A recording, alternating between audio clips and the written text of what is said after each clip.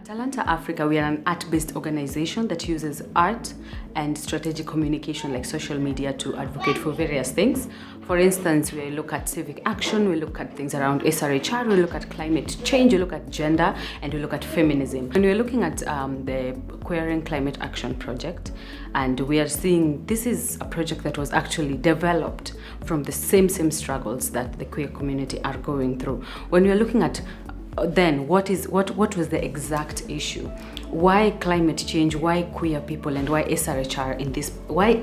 How are these three different topics getting together, or how is the intersection happening? CWID is an non-governmental organization. It's a women-led, women-focused organization. We are based in Kiembeni, Kisauni sub-county in Mombasa County.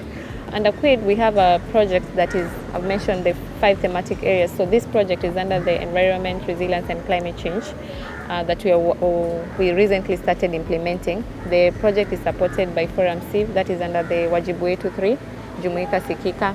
Our project is called Tabasamu ya Wamama, which is, in translation, is called Smiles of Women. As I've mentioned, we work with vulnerable women at the community level, at the grassroots level. So it's a project that's focusing mainly on women, but also men and youth. But the higher percentage we're giving is to the women.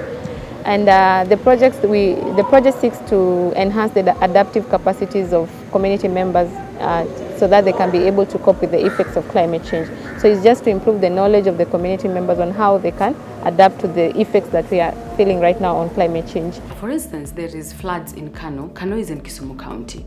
Yeah, so there's floods over there, and you find that there's a transgender, for instance, transgender woman in that particular space.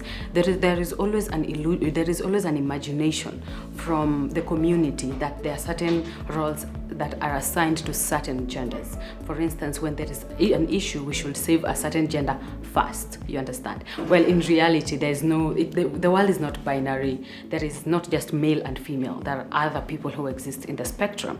So you find that in this case, when a transgender person is caught in the same predicament, the transgender person will be discriminated. For a very long time, the queer community has been alienated from that. You'd find it is it's been a very heteronormative space. And so when this project came through Talanta Africa, it was one of those things that I consider a win, even before we could actually understand what it was more about. But it was like, this is amazing. We're finally finding a space where we can be able to do every single thing that you would like to do in combating issues around climate change without having to face the normal common stigma and discrimination that goes all around. So that has been a great win. We have done several projects which includes raising awareness on climate change action to the youth, to the queer folks. How can the queer people take climate action? How can the queer people take a step forward when it comes to climate action and the intersectionality between SRHR, mental health, and climate action? So I have facilitated and moderated several sessions with queer folks, with queer youths, surrounding the topics of SRHR and the intersectionality between SRHR and climate change. So we have moderated several sessions. We have facilitated several sessions with queer folks who have then become also champions on their own by facilitating information and empowering other youth in the queer community through the means of us, through Talanta Africa. So far, as a person, I would say that this project has been so great. And I have been able to do much more in support, of course, with the support of Talanta Africa. Recently, the TED Talk that was just held in Kisumu County, I was the only queer presenting artist, spoken word artist, who made it to that stage.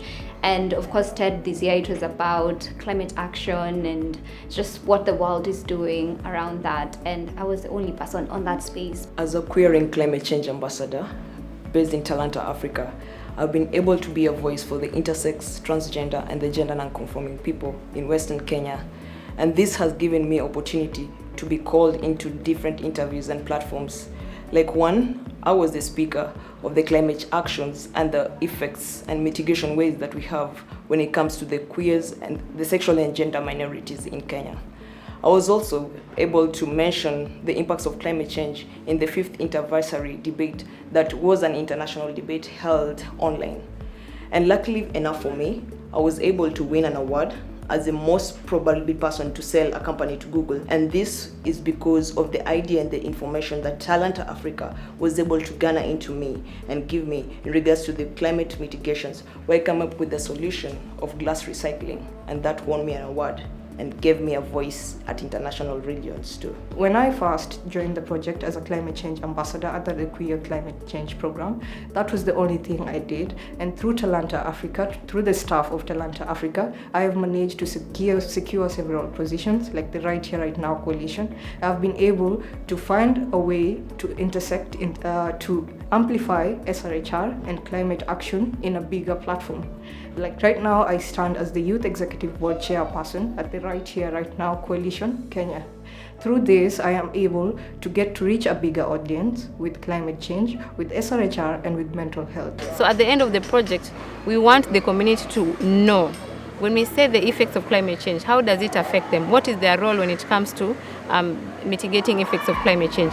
Or how can they cope with the effects of climate change? We want them to be aware of that. We want them to start engaging other people. You know, it's not about the ones that we're going to engage only, but we want them to have this conversation to their household level. Like we have an activity on tree planting, so we want it to be community-based. And they own it, even after the project, it becomes their own initiative and they continue with it as a community. Yeah. The queer community hasn't been in a good place in terms of safety and security at the moment.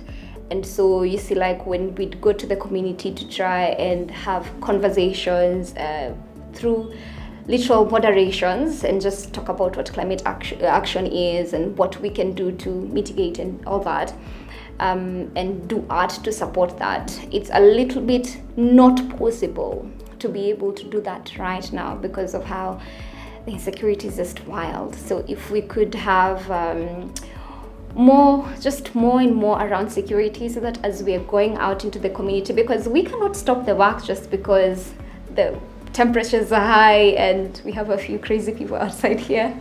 So it would be so good if we had added security so that this project is able to continue without, just because this is what is going on in the world, we cannot work. Yeah, so that would be it for me, because the work needs to continuously be done.